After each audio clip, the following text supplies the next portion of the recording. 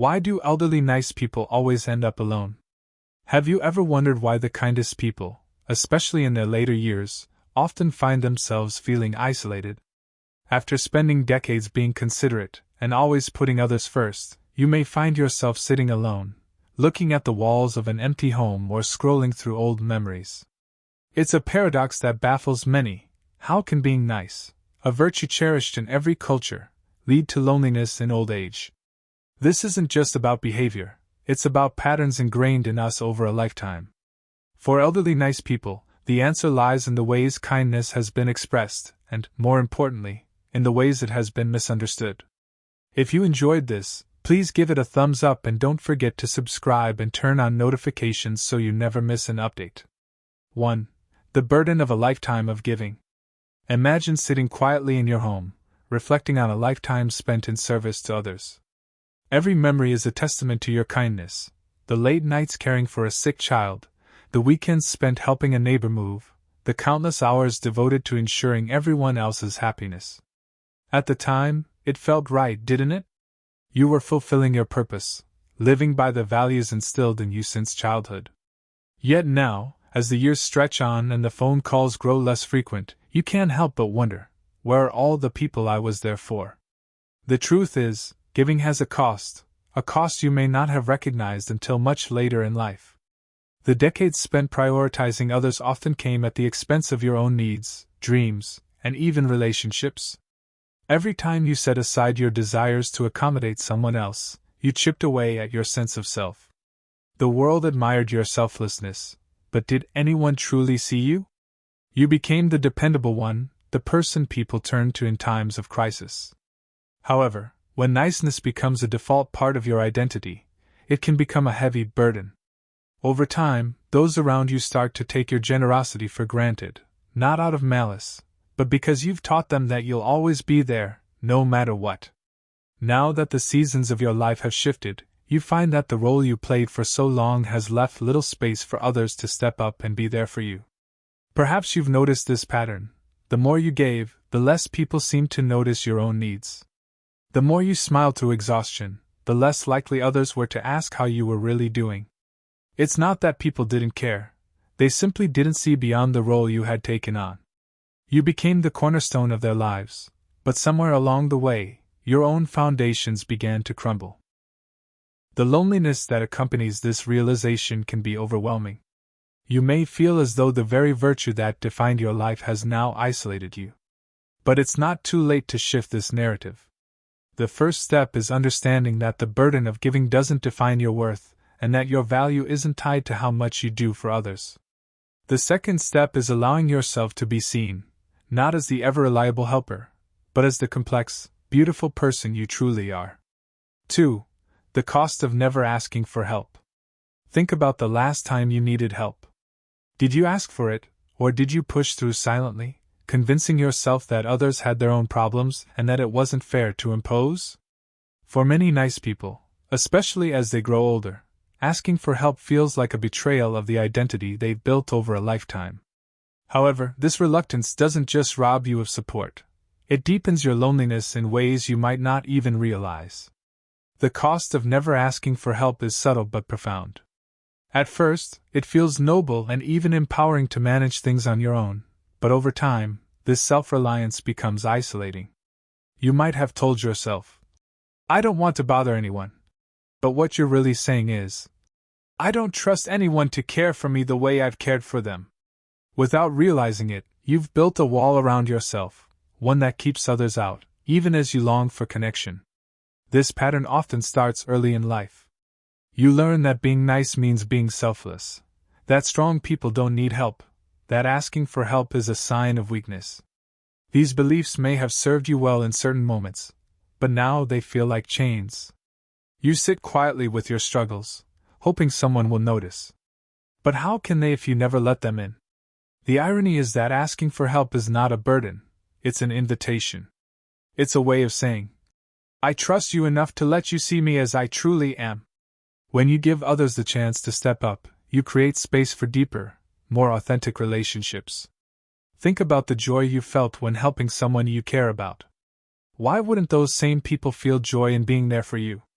But asking for help requires courage, especially when you've spent a lifetime avoiding it.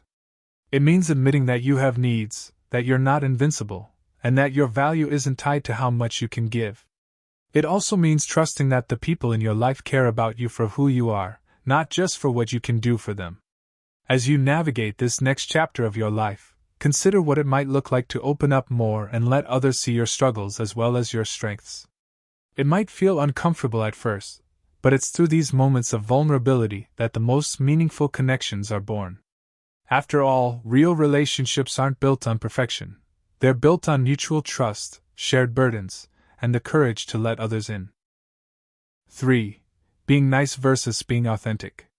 Throughout life, many of us are taught that being nice is a virtue, a way to earn respect, admiration, and belonging. It becomes second nature to smile through discomfort, agree to things we don't want to do, and put the needs of others above our own. However, over the years, this version of niceness often leaves us feeling unseen, unfulfilled, and profoundly lonely. Niceness, as we've been conditioned to understand it, often comes at a cost. It asks us to suppress our true feelings, hide our struggles, and present a polished version of ourselves to the world. We become agreeable, accommodating, and endlessly supportive, but in doing so, we risk losing something essential, our authenticity. People see us as dependable, but not necessarily as real. They admire us, but they may not connect with us deeply. Over time, this veneer of niceness can become a prison, keeping others at arm's length while we long for true connection. Authenticity, on the other hand, is the key to meaningful relationships. It's about showing up as your whole self, your joys, your sorrows, your strengths, and your vulnerabilities. It's the courage to say, "I'm not okay, I need help," or, "This is what I truly feel." Authenticity doesn't mean being less kind, it means being honest in your kindness. It means giving from a place of truth rather than obligation and allowing others to see and accept you as you are. Think about the relationships in your life. The people you feel closest to are likely not the ones who are always cheerful and agreeable. They are the ones who've let you see their struggles and entrusted you with their truths. When you embrace authenticity, you create space for this kind of connection. You allow others to see beyond your niceness and into the depth of who you are, inviting them to show up authentically as well. This shift from niceness to authenticity can feel uncomfortable at first, especially if you've spent a lifetime trying to meet others' expectations, but it's also liberating. It frees you from the burden of constantly performing and opens the door to relationships that are richer, deeper, and more fulfilling. Being authentic doesn't mean abandoning kindness. It means pairing kindness with honesty to build relationships on a foundation of truth rather than pretense. As you reflect on your life, ask yourself, what would it feel like to show up as your full authentic self? To share your true thoughts and feelings, even if they're messy or imperfect? To say no when you need to, and yes only when you truly mean it? These small acts of authenticity can transform your relationships as well as your relationship with yourself. When you embrace who you truly are, you give others permission to do the same. That's where real connection begins. 4. Boundaries, the kindest gift you can give. For those who've spent a lifetime being nice, the idea of setting boundaries can feel foreign, even frightening. Boundaries might seem like walls that push people away, a rejection of the very kindness that has defined you. But in reality, boundaries are not acts of selfishness. They are acts of love. They protect your energy, preserve your well-being, and allow you to give from a place of abundance rather than exhaustion. Without boundaries, niceness can become a double-edged sword. It's easy to fall into the trap of overgiving, saying yes to every request and stretching yourself thin to meet the needs of others. While this may seem noble, it often leads to resentment, burnout, and a deep sense of being taken for granted. Over time, relationships built without boundaries become imbalanced, where you are always the giver, and others become accustomed to taking. This isn't because they don't care, it's because they've never been shown another way. Setting boundaries is the antidote to this imbalance. It's a way of saying, "I care about you, but I also care about myself." Boundaries don't close doors. They create healthy spaces where relationships can flourish. They allow you to give without feeling depleted and to receive without guilt. Most importantly, they teach others how to respect you, not just for what you can do for them, but for who you are. The process of setting boundaries can be uncomfortable, especially at first. You might worry about disappointing people or fear that they'll pull away. But true relationships are not built on constant acquiescence, they're built on mutual respect. When you set a boundary, you're not rejecting someone, you're inviting them to engage with you in a way that honors both of your needs. Consider what it might look like to set a small boundary in your life. Perhaps it's pausing before agreeing to a request and asking yourself, do I have the energy for this? If the answer is no, you might say, I'd love to help, but I need some time for myself right now. Or maybe it's letting someone know how their actions affect you. I feel hurt when plans are cancelled last minute because I was really looking forward to seeing you. These small moments of honesty can have a profound impact. They show others that you value yourself and that you expect to be treated with the same care and respect you offer them. At first, some people may resist or misunderstand, but over time, they'll come to see that your boundaries are not barriers, they're bridges. They create the conditions for healthier, more balanced relationships where both parties feel valued and respected. Boundaries are also a gift you give to yourself. They free you from the constant pressure to please everyone and allow you to focus on what truly matters. They give you the space to nurture your own well-being, pursue your passions, and live in alignment with your values. As you honor your own needs, you'll find that you have more to give, not out of obligation, but out of genuine care. As you move forward, remember this: boundaries are not about saying no to others, they're about saying yes to yourself. They are a way of protecting your energy so that you can show up fully in your relationships, not as someone who is constantly giving, but as someone who is deeply connected to their own truth. In that connection, you'll discover a kindness that is richer, deeper, and more sustainable than anything you've ever known. 5. The danger of over-identification with roles. Throughout your life, you've likely worn many roles: parent, spouse, caregiver, employee, mentor. These roles have shaped your days, given you purpose, and anchored your identity. But as time passes and these roles fade or shift, children grow up, careers end, spouses pass on, you may find yourself grappling with a profound question: who am I without these roles? It's easy to lose yourself in the roles you've played, especially when they've demanded so much of you for decades. Your energy may have been devoted to others, raising a family, supporting a partner, serving a community. Your identity became intertwined with being needed, with being the person others could always rely on.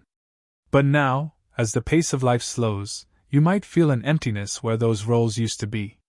This emptiness isn't a failure, it's an invitation, a chance to rediscover who you are beyond what you do for others. Over-identifying with roles can leave you vulnerable when those roles change.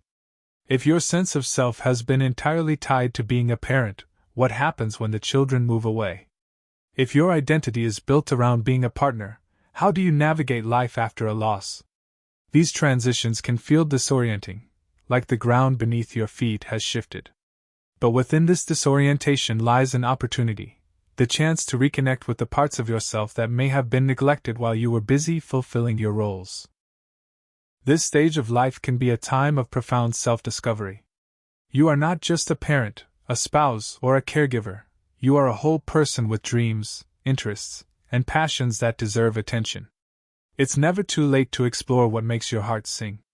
Perhaps it's a hobby you set aside long ago, a skill you've always wanted to learn, or a cause you've been passionate about but never had the time to pursue. Now is the moment to embrace these possibilities. However, stepping out of your roles can feel daunting, especially if you're used to defining your worth through service to others. It's important to remember that your value doesn't come from how much you do for the people around you. Your worth lies in simply being who you are, a person with wisdom, experiences, and a unique perspective to share. Rediscovering yourself takes courage and patience. It means allowing yourself to explore new aspects of your identity, even if they feel unfamiliar at first. It means giving yourself permission to step away from the expectations you've carried for so long and embracing the freedom to live for yourself. As you do this, you may find that this journey of self-discovery not only enriches your own life but also deepens your relationships with others. When you show up as your full authentic self, you invite others to do the same. 6. Why vulnerability strengthens relationships.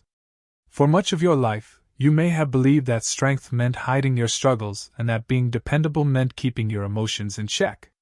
But as the years unfold, you may come to realize that true strength lies not in always being the rock, but in allowing yourself to be seen in all your humanity, your joys, your fears, your triumphs, and your pain. Vulnerability is often misunderstood as weakness, especially by those who have spent a lifetime being the strong one. But vulnerability is the opposite of weakness. It is the gateway to connection. When you share your true feelings, you invite others to see you not just as someone who is always capable, but as someone who is deeply human. And it is in this shared humanity that relationships are forged. Consider the people you feel closest to. Are they the ones who seem to have it all together and never admit to struggles? Or are they the ones who have let you into their world and trusted you enough to share their burdens? Relationships thrive when there is mutual openness, where both people feel safe to be themselves. Yet for many nice people, vulnerability feels foreign, even frightening. You've spent so long being the helper and the fixer that you may not know how to let others be there for you. Here's the truth: when you allow yourself to be vulnerable, you give others a gift. You give them the opportunity to support you, to show their care, and to step into a deeper relationship with you. You also show them that it's okay to be imperfect, to have needs, and not always have the answers. Vulnerability creates a space for reciprocity, where both people can give and receive in equal measure. Being vulnerable doesn't mean oversharing or burdening others with your every thought. It means being honest about what you're feeling and what you need. It might look like saying, "I've been feeling a little lonely lately," or "I could really use some help with this." These small moments of honesty can open the door to deeper conversations and stronger connections. At first, vulnerability might feel uncomfortable, especially if you're used to keeping your struggles to yourself. But the more you practice it, the more you'll see its power. You'll notice how people respond with empathy and understanding. You'll feel the weight of isolation lift as you let others in, and you'll begin to experience the profound connection that comes from being truly seen and truly known. In this stage of life, vulnerability isn't just a choice, it's a necessity. It transforms relationships from surface-level interactions into bonds that sustain and nourish you. It lets you move from loneliness to belonging, from feeling invisible to feeling valued. Most importantly, it reminds you that you are not alone. By embracing vulnerability, you open yourself to the kinds of relationships that bring meaning and joy to your later years. It's not about being perfect. It's about being real. And in that realness, you'll find the connection your heart has been yearning for all along. 7. The power of reciprocity. For many nice people, life has been a one-way street of giving. You've spent years pouring yourself into others, offering help, support, and care without ever expecting much in return. It felt good to give, didn't it? But over time, this imbalance can leave you feeling drained and paradoxically disconnected. True relationships thrive on reciprocity, where giving and receiving flow freely between both people. The challenge for many in later life is learning to allow others to give back. It might feel uncomfortable, or even selfish to ask for something, but what if I told you that allowing others to help is an act of kindness in itself? By receiving, you give others the chance to experience the joy of giving, the same joy you felt countless times. Reciprocity doesn't mean keeping a mental scorecard of who's done what. It's about creating relationships that are balanced and mutual. It's saying, "I trust you enough to let you care for me just as I've cared for you." It's letting go of the fear that you'll seem weak or needy, and embracing the truth that vulnerability fosters connection. Imagine how it feels when someone you care about opens up to you, asking for your help or sharing a struggle. Doesn't it deepen your bond with them? The same is true in reverse. When you let others into your life, not just to receive your kindness, but to offer their own, you create a space where love, trust, and connection can flourish. It's never too late to practice reciprocity. Start small. When someone offers help, accept it without hesitation. When you need support, ask for it without guilt. These small acts of trust and openness can transform relationships, allowing them to move from one-sided transactions to genuine partnerships. 8. Embracing imperfection. For so many nice people, the pursuit of perfection has been a lifelong companion. You've worked tirelessly to be dependable, kind, and accommodating. You've hidden your struggles, polished your image, and done your best to avoid conflict, all in the name of being good enough for those around you. But here's the truth: perfection isn't what draws people close. It's your imperfections, your raw humanity, that make you lovable. Think about the people you cherish most. Are they perfect, or are they the ones who have shared their challenges, flaws, and messy, beautiful selves with you? It's in these moments of imperfection that we feel most connected to one another. Perfection might inspire admiration, but imperfection invites love. As you navigate the later years of life, let go of the need to appear flawless. Embrace the reality that you don't have to have it all together to be worthy of connection. It's okay to have bad days, to make mistakes, and to ask for forgiveness. In fact, it's these moments of vulnerability that deepen relationships and allow others to see you for who you truly are. Letting go of perfection also means releasing the need to please everyone. You are not responsible for keeping everyone happy, nor do you need to say yes to every request to be valued. By showing up as your authentic self, messy, imperfect, and real, you create space for others to do the same. This authenticity is the foundation of the deep, meaningful connections you've been longing for. In embracing imperfection, you give yourself the freedom to live more fully and joyfully. You stop worrying about how others perceive you and start focusing on what truly matters: being present, being real, and being connected. As you let go of perfection, you'll find that the people who remain in your life are the ones who love you, not for what you do, but for who you are. Conclusion: coming home to yourself. Life has a way of asking us to pause and reflect, especially in our later years. As you sit with the lessons of your journey, of giving, loving, and striving to be kind, you may find yourself asking deeper questions. Have I been true to myself? Have I allowed others to truly see me? Have I loved myself as much as I have loved others? These are not easy questions, but they are essential ones. It's never too late to find the answers. The beauty of this moment in life is that it offers you the chance to begin again, to rewrite the narrative of what it means to be kind, connected, and whole. You don't have to give up your generous spirit or the love you've poured into others. Instead, you can build on it by adding something equally precious: your own truth. Remember, being nice isn't the problem. The problem arises when niceness comes at the cost of authenticity, boundaries, and self-care. The world doesn't need you to be perfect, nor does it require you to sacrifice yourself for the happiness of others. What the world truly needs is you, the real, imperfect, beautifully human you. The person who can give and receive, who can set boundaries with love, and who can say, "I matter too." As you step into this next chapter, let go of the expectations that no longer serve you. Embrace your imperfections as invitations for connection. Allow your authenticity to guide your relationships, and don't be afraid to ask for what you need. In doing so, you'll not only deepen the bonds you share with others but also strengthen the most important relationship of all, the one you have with yourself. The path forward is not about abandoning who you've been. It's about expanding into all that you are. It's about shifting from a life of constant giving to one of mutual exchange, from being admired to being truly known, and from feeling isolated to feeling deeply connected. You are enough, just as you are. Your story, your struggles, and your joys all hold immense value. Take this moment to come home to yourself, to honor the life you've lived and the ones still waiting to be explored. And as you do, you'll find that the connections you've longed for have been within reach all along, waiting for the day you finally let the world see the real you. Welcome home. The best is yet to come. These lessons are meant to inspire you to live fully and authentically. Now, I'd love to hear from you. Take a moment to reflect and share one thing you've learned and plan to apply in your own life. Let's support each other on this journey toward embracing these truths. If you enjoyed this video, please leave a comment with your insights. If not, feel free to comment with 0. Your feedback means a lot to us. Don't forget to like, share, and subscribe to our YouTube channel for more content like this. Thank you for watching, and here's to living life on your own terms.